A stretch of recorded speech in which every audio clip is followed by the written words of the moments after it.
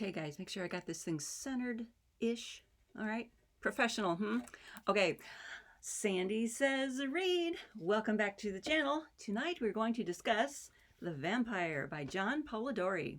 John William Polidori, pardon me, get the whole name in there.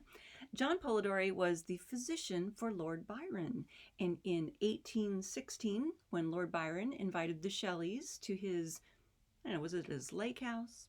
Up in Switzerland, when Lord Byron and the Shelleys got together, Polidori joined them, and they had that famous writing session.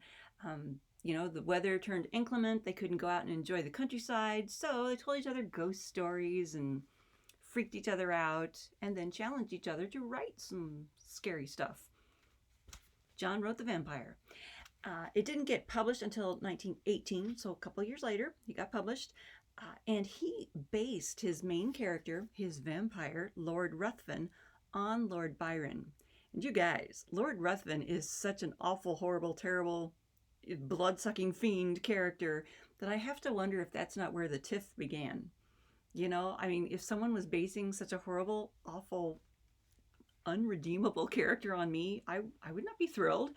But there you go. I could probably do some research on that if I had that kind of time. Or y'all could just tell me in the comments below. Let's discuss the tiff between Byron and Polidori.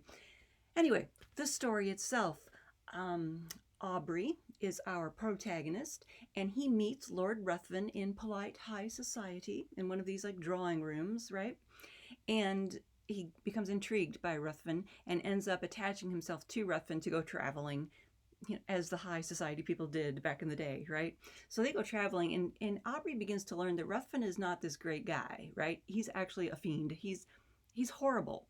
He's one of these people who takes advantage of others, even though he has much wealth, okay? He's got enough money that he could help others. But what he does is he helps people into ruin.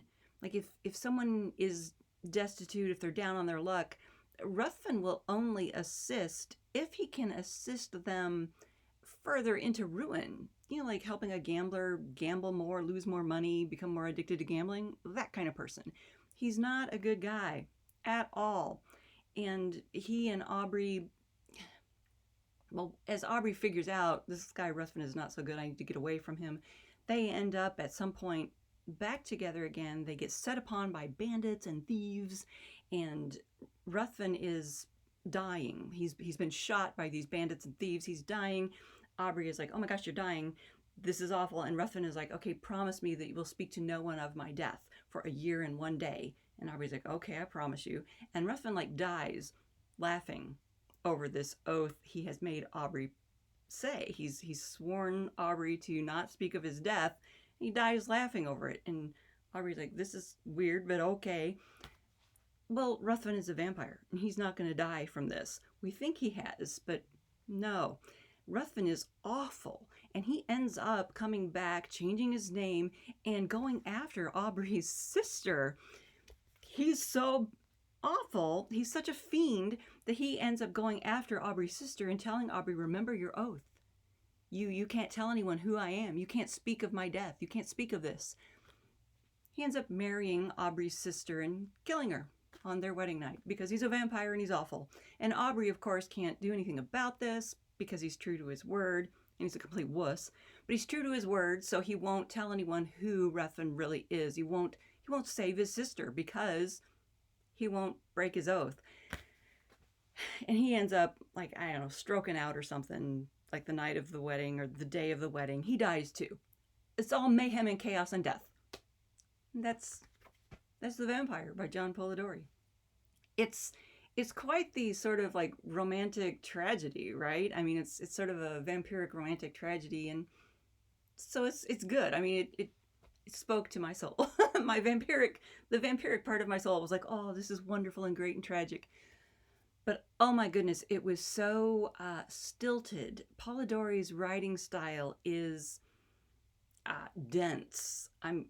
And let me tell you guys something. Okay, I'm an English major. I have an English degree. I've read a lot of classics, a lot of masterpieces in my day. Wilkie Collins, most recently, I have discovered and enjoy very much. his mystery gothic style, I love and enjoy. But oh my gosh, the dense writing of Polidori was kind of hard to get through. It's kind of like pulling fangs to get through.